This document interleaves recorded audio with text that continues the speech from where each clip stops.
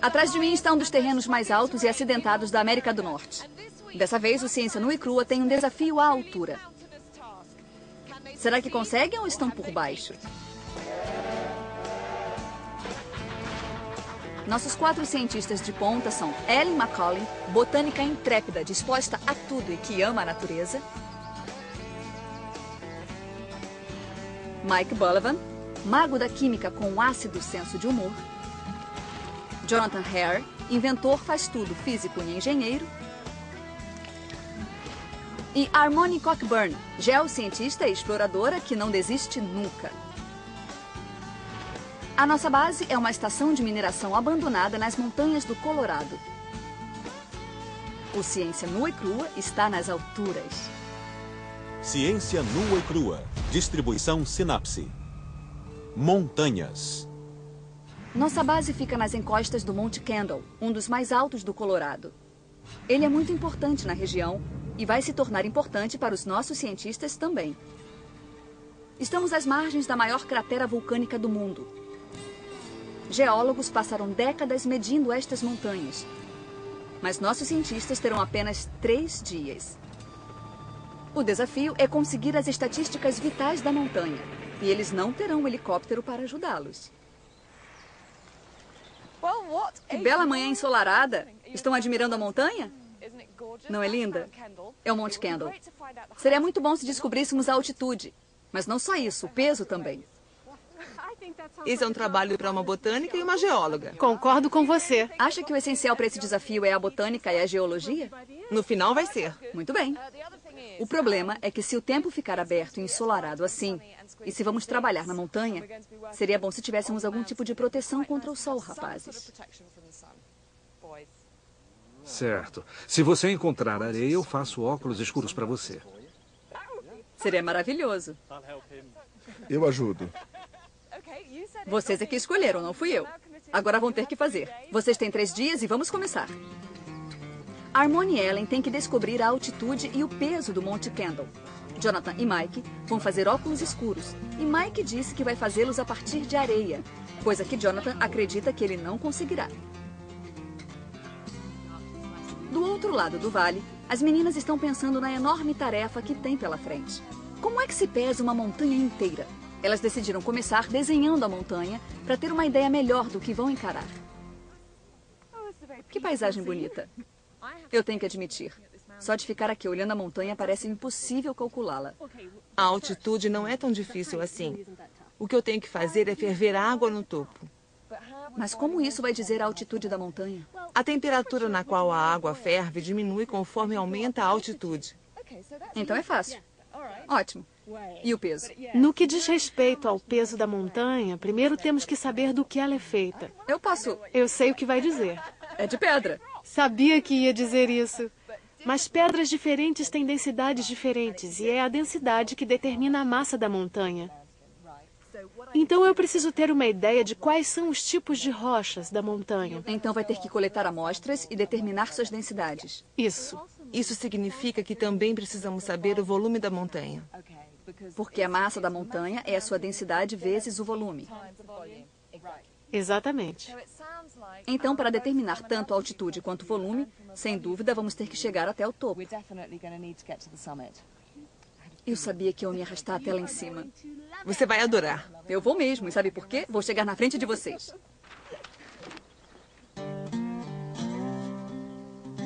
Se os homens vão fazer vidro derretendo areia, então terão que encontrar o tipo de calor que existe dentro de um vulcão. Mas Jonathan ainda está tranquilo. Esse fio aqui cria resistência elétrica e geralmente não queremos essa resistência porque se desperdiça a eletricidade na forma de calor. Mas no momento isso é exatamente o que nós precisamos. Vou passar uma corrente elétrica pelo fio e ele vai ficar em brasa, que nem o filamento de uma torradeira. Vai esquentar e ficar em brasa, e tomara que ele consiga derreter a areia para fazermos o vidro. Eu enrolei e vou esticar um pouco para que nenhuma volta encoste na outra. E eu vou poder colocá-lo em volta de qualquer coisa que eu quiser esquentar. Enquanto Jonathan pensa em como fornecer calor, Mike sai à procura de areia. Por sorte, alguém deixou para trás um pouco de areia de construção. Essa areia é sílica, ou dióxido de silício, que é o principal componente do que eu preciso para produzir vidro ainda nesse milênio.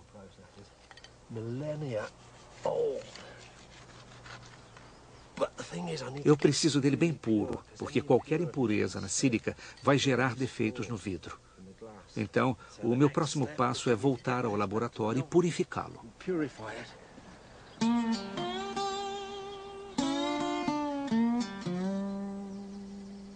Bem acima de Mike, estamos à procura da densidade da montanha. Harmony tem que saber de que tipo de rocha a montanha é feita. Ela não tem como coletar todas as pedras, então tem que saber exatamente que pedras coletar e para isso tem que conhecer a história geológica da região. O que é muito estimulante é o fato de que estamos numa região vulcânica, que registra algumas das explosões vulcânicas mais catastróficas que o planeta já viu. Quando foi que isso aconteceu? Isso ocorreu há uns 30 milhões de anos. Então o que está procurando? O que eu tenho que encontrar são os principais minerais que formam a montanha. E dada a história da região, estou esperando encontrar rochas de explosões vulcânicas. Em sua missão de determinar a altitude do Monte Kendall, Ellen tem que verificar o ponto de ebulição da água em uma altitude conhecida. Então ela volta para a estação de trem na qual a equipe foi deixada várias semanas atrás.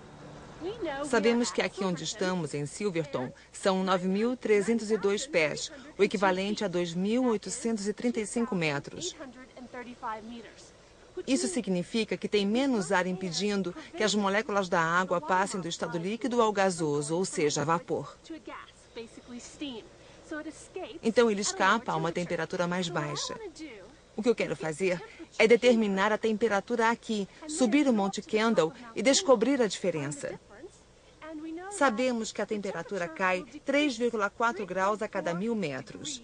Então posso fazer o cálculo e saber a altitude da montanha. Aqui temos 92,8 graus centígrados. A diferença entre os pontos de ebulição aqui e no topo da montanha é o que vai ajudar Ellen a calcular a altitude do Monte Kendall. Jonathan está esperançoso de que o seu fio em forma de bobina e um pouco de eletricidade vão gerar calor suficiente para fabricar vidro.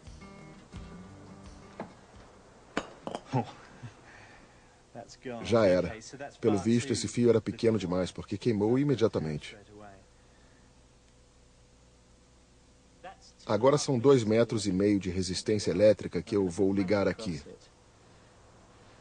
Vou tentar.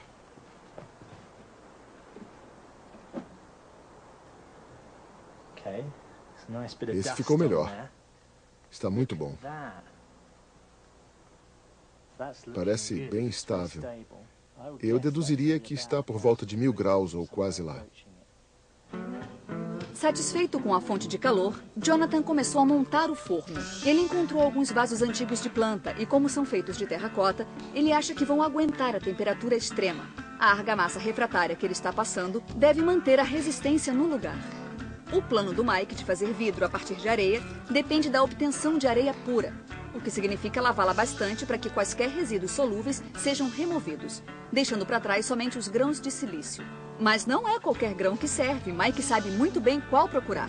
Ele quer areia, mas não muito fina. Se os grãos de areia forem finos demais, vamos ficar com muitas bolhas de gás no vidro, o que seria extremamente difícil de retirar. Então, estou passando a areia por essas 2 peneiras. A maior vai reter os grãos maiores, e na de baixo vão ficar os grãos do tamanho que queremos, pois os pequenos passaram direto.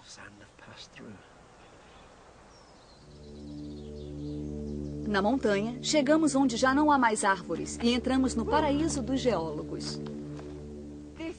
Esse ambiente geológico é completamente diferente para mim. Nós encontramos um tipo diferente de rocha que ocupa boa parte da montanha aqui. É muito dura. É muito dura. Essa é uma rocha vulcânica. Foi formada pelo material e as cinzas expelidas pelo vulcão. com muita velocidade e em temperaturas bem altas, descendo a costa da montanha, se solidificando e resfriando muito rápido, até formar esta pedra. E o mais legal é que acho que consigo determinar a densidade dessa rocha. E isso vai me ajudar a saber a densidade de boa parte da montanha. Porque parece meio igual, parece ser tudo igual, não é? Tudo parece igual. Vamos apertar o passo até o topo? Isso, vamos verificar lá mesmo. Vamos fazer a coleta descendo, para não carregarmos na subida. Em breve estaremos no topo do Monte Kendall, mas Jonathan e Mike ainda estão na base trabalhando no forno.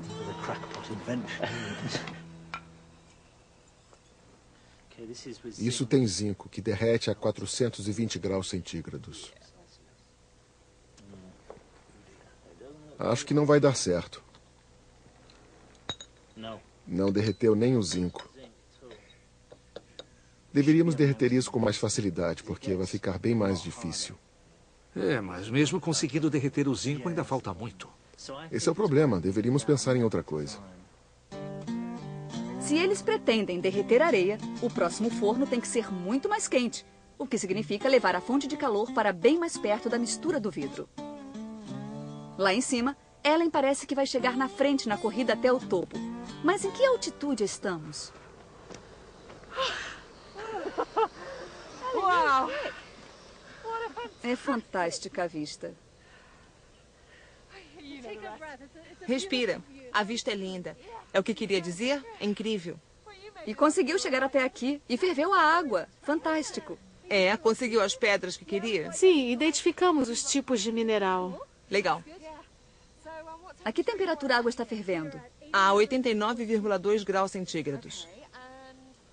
E quanto estava lá em Silverton? 92,8 graus. Então há uma diferença de 3,6 graus. 3,6 graus. Sabe a altitude em Silverton? 2.835 metros. O que significa? Não acredito que consegue fazer isso nessa altitude. Eu mal consigo respirar. 3.893 metros. Está inferindo esse valor pelo ponto de ebulição da água? É, pela ebulição. Começamos bem. Ellen já determinou a altitude do monte. Mas agora ainda tem um desafio ainda mais difícil pela frente, que é saber o volume da montanha. E isso envolve não só estabelecer o quanto tem de largura, mas também mapear o seu formato inteiro. Harmony está verificando se o topo da montanha consiste das mesmas rochas lá de baixo. E eu estou refazendo as contas da Ellen de cabeça. Agora, o que será que os homens estão fazendo? Parece que o desenvolvimento do forno não está indo nada bem. Os filamentos não aguentam a energia. Mas Mike vai continuar mesmo assim. É hora de cozinhar. Uma receita de vidro. Precisamos de 100 partes de areia, areia purificada, sílica. Precisamos também de 40 partes de barrilha, ou carbonato de sódio, e 15 partes de calcário triturado. Eu posso colorir as lentes com uma série de cores, adicionando diferentes compostos químicos.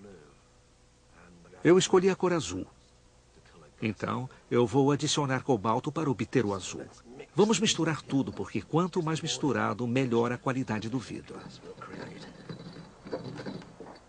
Com a mistura pronta, Jonathan está pensando em outro projeto para um forno novo. Mas como cada modificação demora horas para ser testada, eles estão ficando seriamente para trás. E olha que ainda estamos no primeiro dia. Ele ainda está derretendo zinco para testar o forno. Já está tarde e ele não pode mais errar.